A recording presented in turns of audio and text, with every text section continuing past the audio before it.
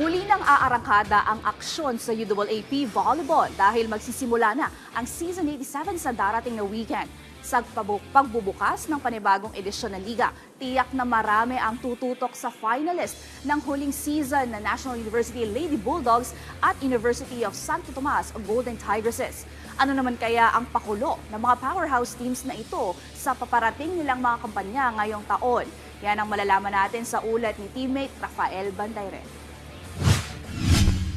Sa pagsisimula ng panibagong season ng UAAP Women's Volleyball, punteriya ng NU Lady Bulldogs na magtayo ng dinastiya sa pagsungkit ng back-to-back titles. Ito na rin ang huling pagkakataon nila na magawa ito kasama ang kanilang star player at kapitana na si Bella Belen. Mamarkahan na kasi ng Season 87 ang huling taon ng paglalaro ni Belen bilang bahagi ng Lady Bulldogs. Iyan mismo ang kinumpirma ng two-time most valuable player sa kick-off press conference ng Season 87 Volleyball nitong Huwebes ng hapon.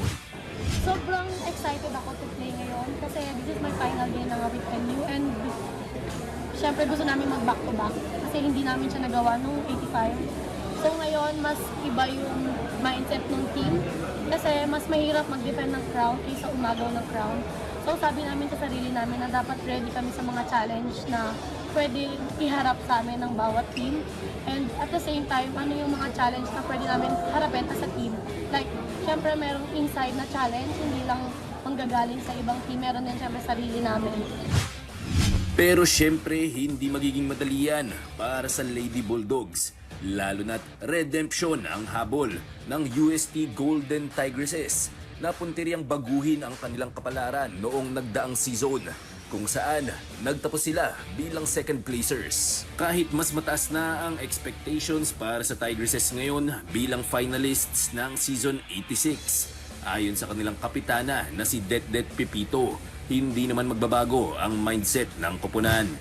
Ano lang, last year lang na parang from no expectation. Yun muna kami, parang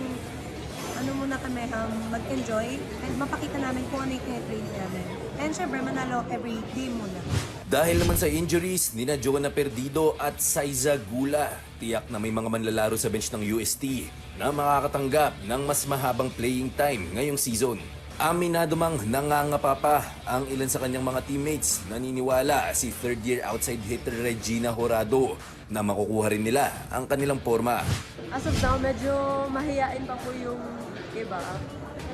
Pero ayun, for sure naman po, this coming pagpasok na UAAP, pag maano na nila yung experience, pag ma-embrace na nila yung pressure, for sure naman po, mas magiging closer pa po talaga yun. Magsisimula ang kampanya ng UST sa Sabado, 15 ng Pebrero sa Mall of Asia Arena, kung saan makakatapat nila ang Far Eastern University Lady Tamaraws. Sa linggo naman, ang unang laro ng defending champion NU laban sa De La Salle University Lady Spikers sa Mall of Asia Arena pa rin. Rafael Bandeirel para sa Atletang Pilipino, para sa Bagong Pilipinas.